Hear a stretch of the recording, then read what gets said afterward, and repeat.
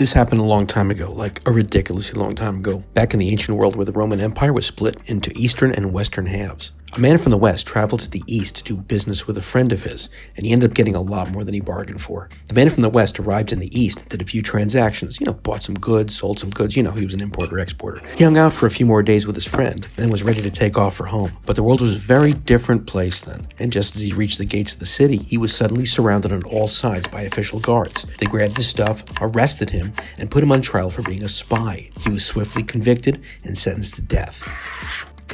The man said to the authorities, "Look, I can't convince you of my innocence, but at least let me return home, settle my estate, say goodbye to my family. I'll then come back for my execution." They laughed in his face. "Seriously," they replied, "you must think we're fools. We let you go. There's zero chance of you ever coming back here." "Then I'll post a guarantor," he said. "If I don't return, you can execute him in my place." "A guarantor? Who in the world would agree to that?" they said, probably still laughing their heads off. "Who in his right mind would stand in as a guarantor for his friend on death row? Crazy, no?" "My friend," the man said matter-of-factly, "the one I came here to do business with." Flabbergasted, mainly just the sheer audacity of it, the officials went and asked the friend. "Sure," he replied to their surprise. "I'll stand in for my friend in case he doesn't return. No problem." Okay, now things were starting to get interesting. But it wasn't the kind of call these officials were willing to make on their own. So they went and asked the emperor. And he was, intrigued. "This I've got to see," he said.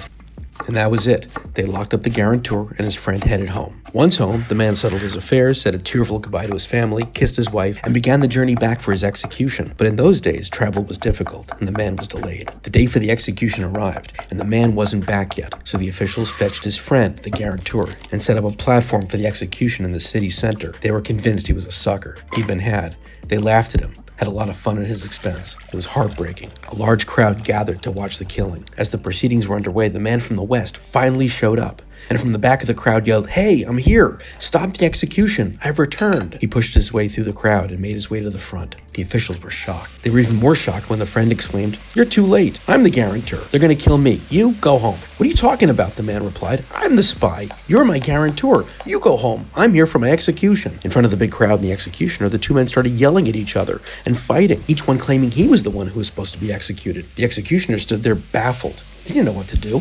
It was bedlam, pandemonium.